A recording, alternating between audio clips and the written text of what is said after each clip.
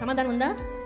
నువ్వు మంచి టాలెంట్ అనుకోవచ్చు ఈ లోకాని వరకే, అహీతోపేలు వంటి ఆలోచనలు ప్లాన్స్ మనం వేయగలమేమో, కానీ దేవుడు ఒక మాట చెప్తా ఉన్నారు. ఏంటంటే దేవుని కన్నా కొంచెం తక్కువ వానిగా మనల్ని చేశారంట, కొంచెం తక్కువ వానిగా మనం చేశారంట. కాబట్టి ఆ కొంచెం కంటే ఎవరు ఎక్కువగా ఉన్నారు?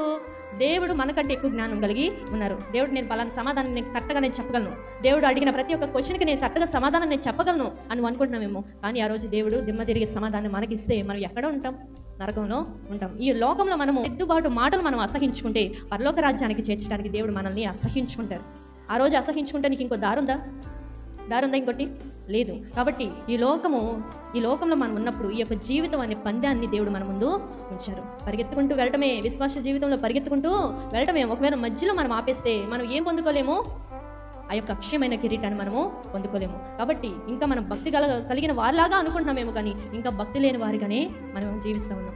ఇంకా నాలో ఏం తప్పులు ఉన్నాయి, ఇంకా నేను ఏ మాటను అంగీకరించలేని స్థితిలో ఉంటున్నాను, ఏ మాట నేను రిసీవ్ చేసుకోవట్లేదు, ఎన్ని ప్రార్థనలు మానేశాను, ప్రార్థనకు వచ్చి నేను ఎలా ఉంటున్నాను, సరిగ్గా నీ వాక్యం వింటున్నానా, సరిగ్గా ఈ యొక్క మాటలు నేను నా మైండ్లోకి ఎక్కించుకుంటున్నానా అని మనం ఎప్పటికప్పుడు పరిశీలన మనము చేసుకుంటూ ఉండాలి. పరిశుద్ధ గ్రంథంలో ఒక మాట ఉంది, దేవుని యొక్క ధర్మశాస్త్రము విననొల్లని వాడు వాని యొక్క ప్రార్థన హేయమంట.